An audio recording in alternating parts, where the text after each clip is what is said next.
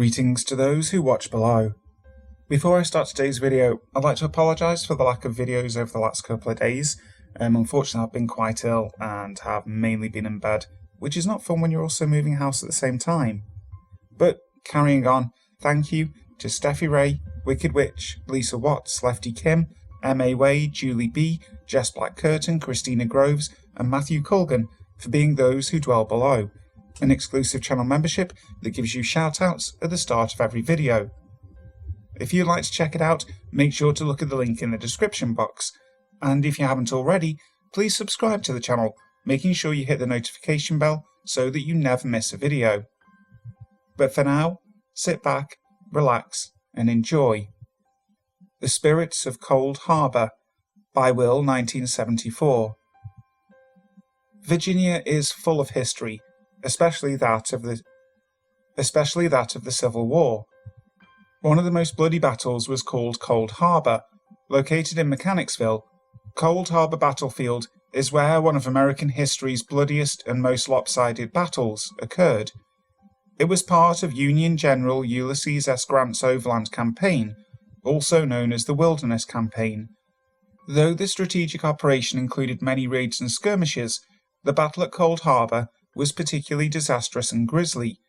Grant himself would later reflect, "Cold Harbor is, I think, the only battle I ever thought that I would not fight over again under the circumstances. I always regretted that the last assault at Cold Harbor was ever made." A priest who was at the battle, Winthrop Phelps, confirms, "You cannot conceive the horror and awfulness of a battle. I never wished to hear another, much less see it. I went out to see this, but found myself in such danger, I soon fled. Pray for me. I cannot write. I am not in a fit state of mind." June 3rd was an especially devastating day. In under an hour, around 7,000 of Grant's men were slaughtered. On a blood-stained diary entry, one Union soldier wrote, "June 3rd, Cold Harbor. I was killed." My reenacting unit used to do living history at Cold Harbor very frequently. We were allowed to camp over by the Garthright house, and when people would stop by, they'd ask questions about us, Cold Harbor, and questions in general about the war. One particular night, 10 of us had laid down for the evening. It was a full moon, and chilly.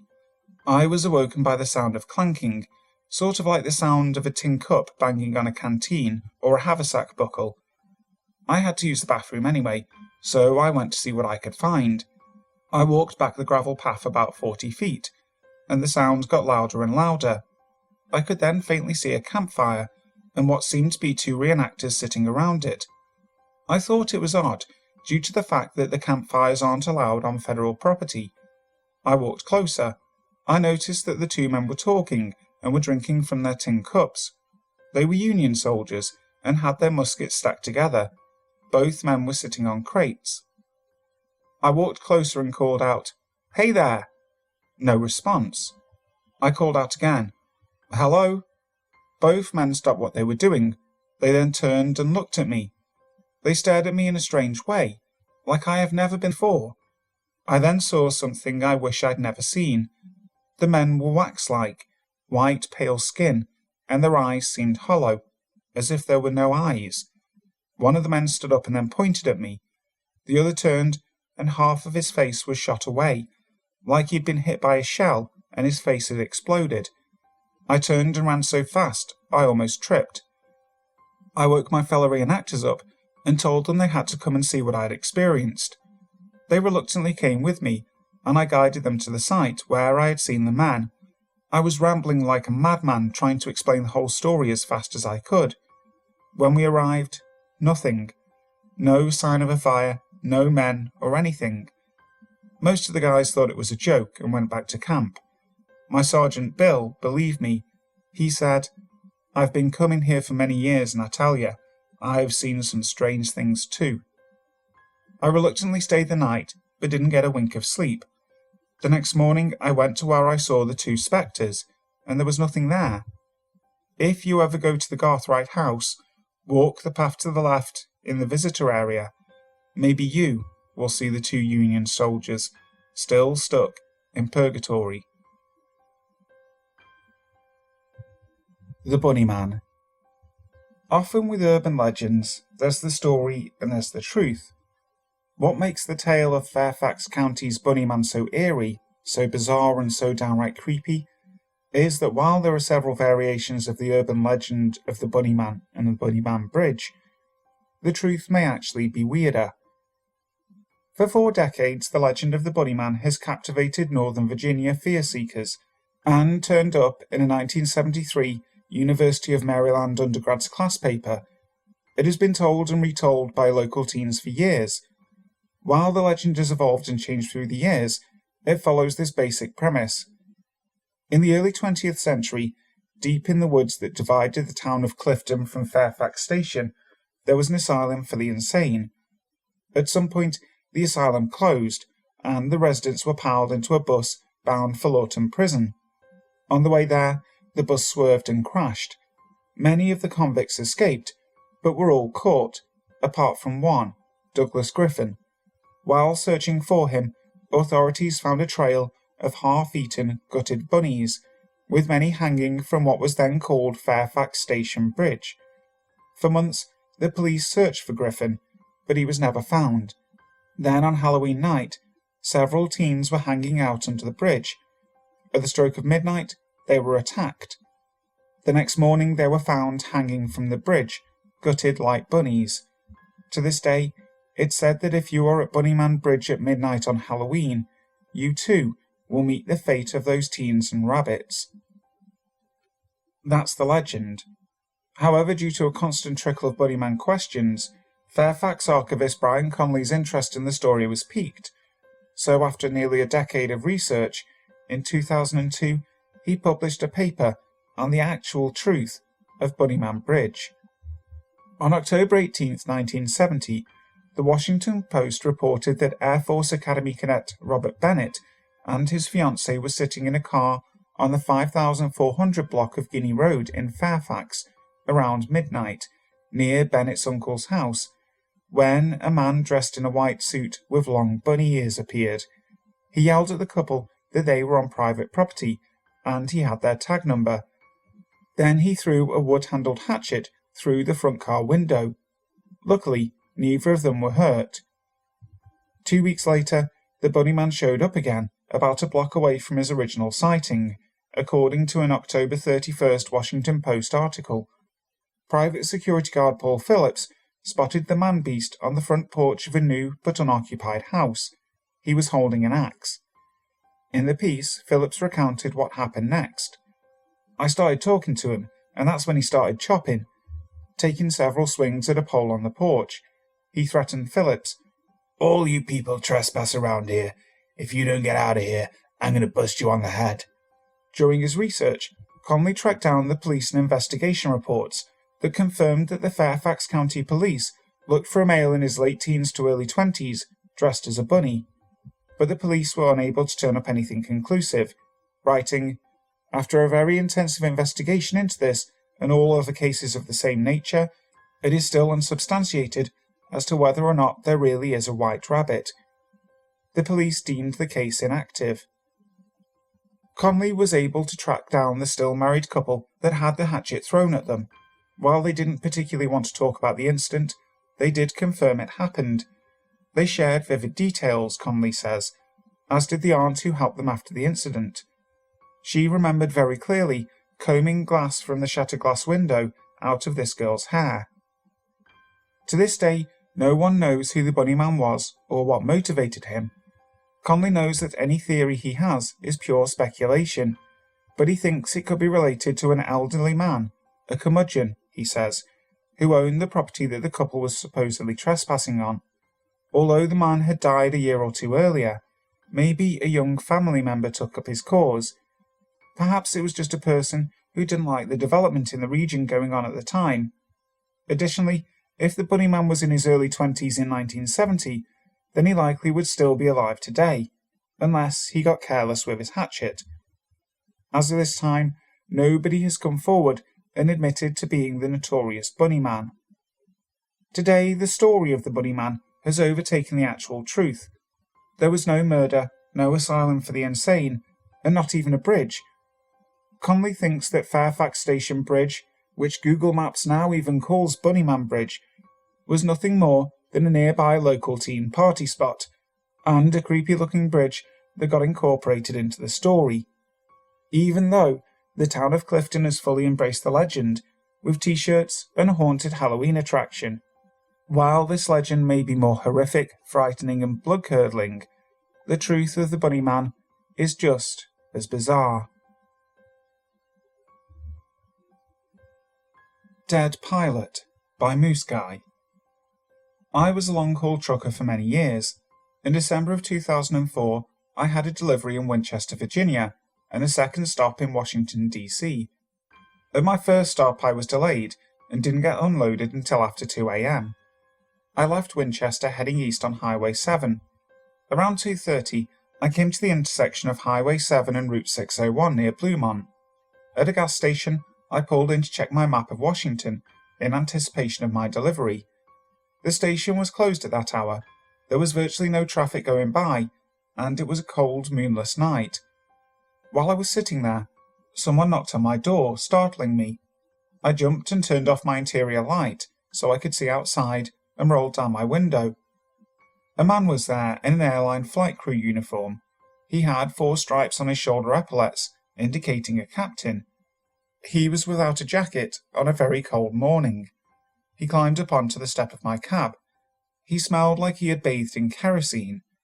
When he got to my face, I could see that his cap had the TWA insignia on it. "Could you give me a lift?" he asked in a voice that seemed raspy. I assumed it was from the cold. I was really taken off guard. It was odd. I was in a dark, rural area on a freezing night, being asked by an airplane pilot, wearing short sleeves, for a ride. I asked him where he was headed.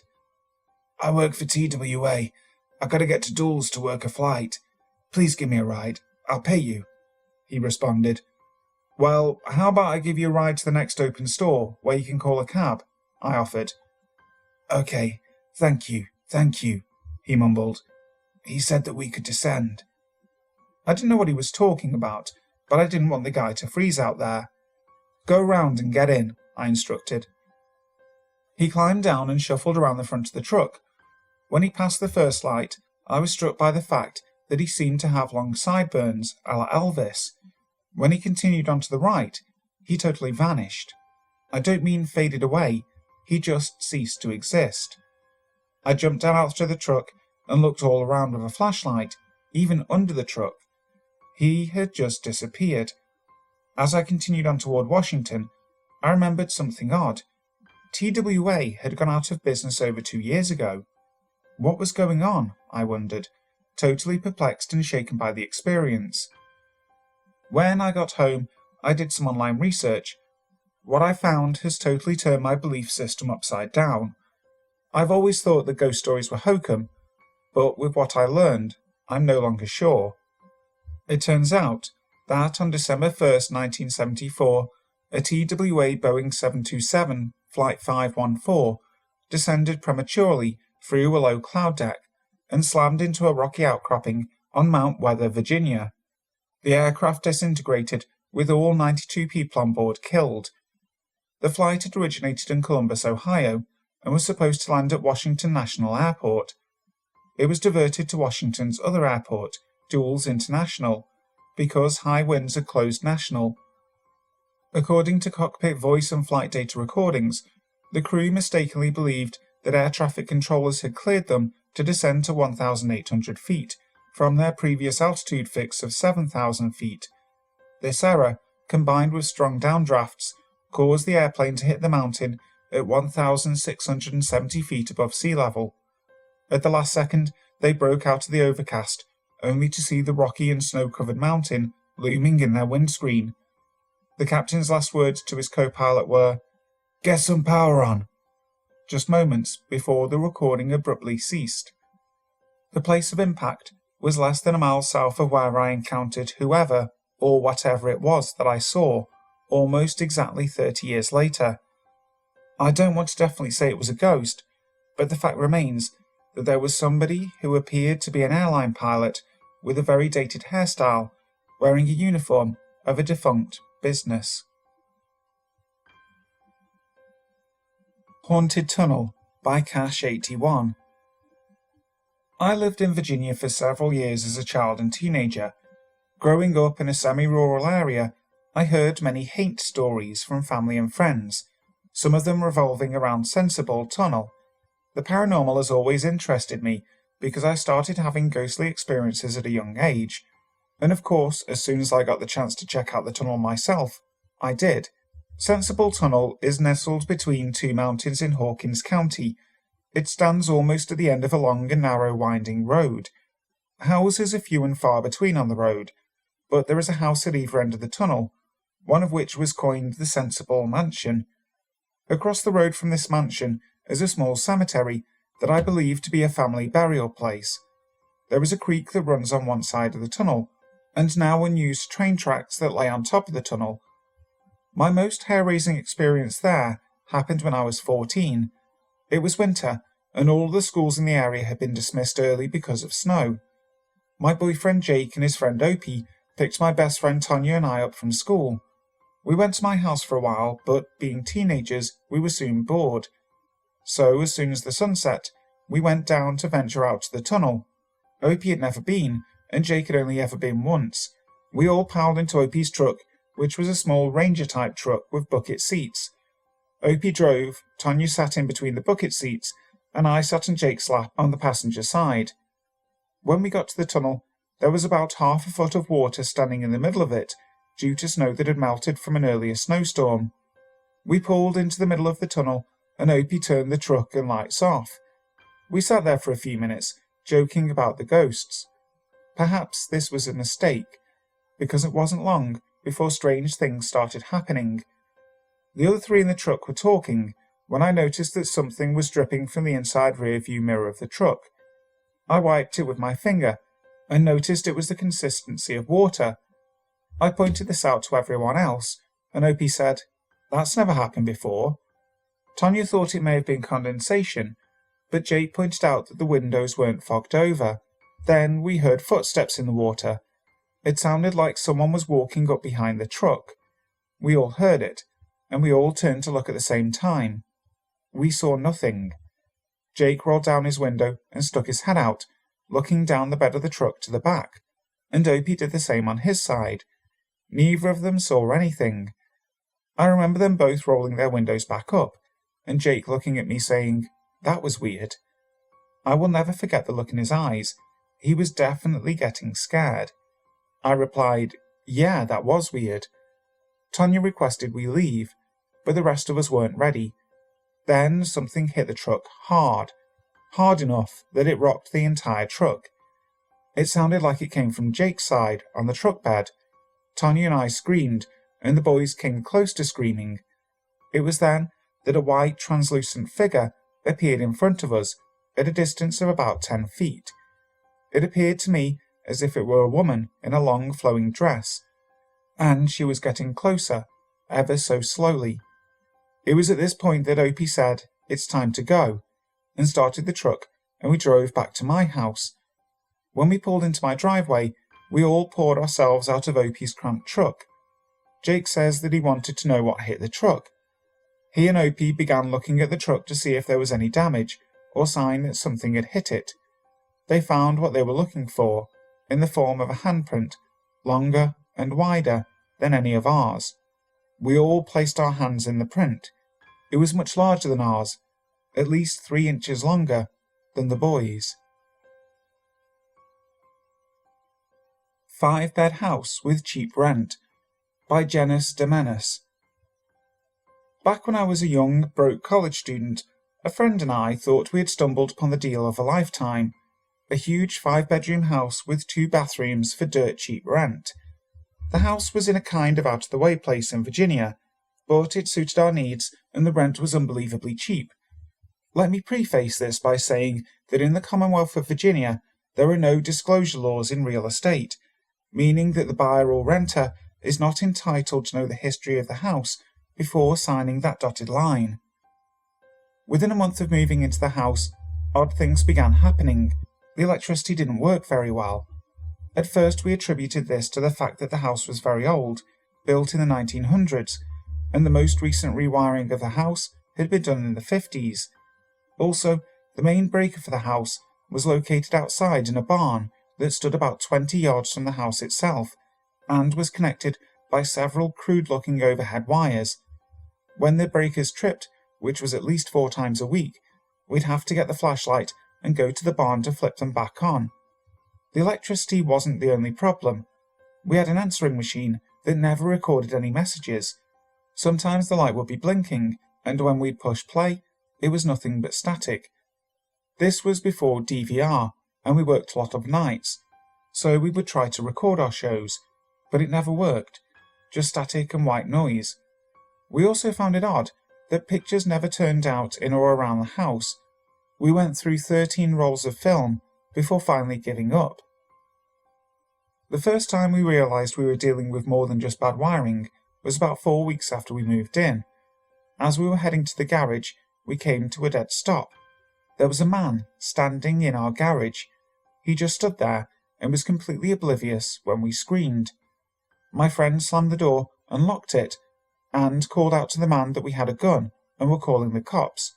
She retrieved said gun, and we opened the door again. The man was gone, just poof, vanished. With that garage there were only 2 ways in, a door through from the kitchen or an automatic door outside.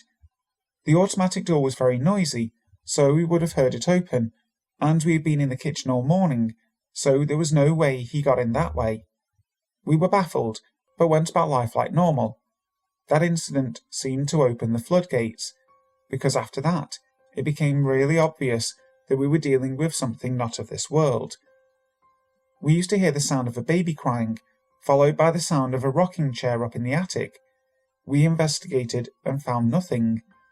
Certain spots would always remain cold. Cold is not something you come across in Virginia in the summer. Numerous times we woke up to find all the contents of the pantry on the floor. There were dozens of other odd things that happened, but I'm just highlighting some of the more bizarre ones. As things began to escalate, we got more and more nervous. The pinnacle was when we were sitting in the kitchen one night, playing cards and waiting for some guests to arrive. Naturally, the lights went out, so we went out to trip the breaker. When we came out of the barn, we saw our friend running up the steps of the porch with a baseball bat. When we asked what he was doing, he told us that he saw a man standing in our living room, then walk up the stairs. Scared, we crowded behind him and searched the house with a bat and a gun. Nothing. About 2 weeks after that, my roommate's boss asked her why she never returned his call about switching a shift. She said that she hadn't got any messages, and he proceeded to tell her about the man that answered the phone and told her we were out. Upon further investigation, we discovered that several other people had the same experience when they called. We were thoroughly freaked out by this time, so we decided to ask some of the town's residents about the house. We found out that the house was always vacant within 6 months of it being rented out. Although we were scared, we still stayed because of how cheap it was. One evening we were in the living room watching TV when we heard a huge thud against the basement door. When I say thud, I mean the whole wall shook and the door frame came loose. The door was locked, but we were scared and put a chair against it. We could hear growling on the other side and claws on the door, so we again got the gun. We figured at first that a wild animal must have gotten in there, so we went outside to check the entrance. It was bolted shut. We even checked the tiny windows. Nothing broken. We finally went back into the house and opened the basement door. Nothing there. I've never seen claw marks like that before or since. It was as if whatever had done it only had 3 toes. Besides, nothing that was indigenous to the area was 3-toed, or could have gotten in there without opening the door or breaking the window. Not to mention, none of the local animals, say a bear, could have exerted that much force to warp a door frame. We moved a week later. We could never really come up with any idea of what happened in that house or why. To this day, it remains a mystery, and to this day, nobody lives there for more than 6 months before leaving. Hi guys, thank you so much for listening to today's video. If you enjoyed it, make sure to give it a thumbs up and also subscribe to the channel, ensuring you hit that bell so that you never miss out on a video. So, until next time, sleep tight.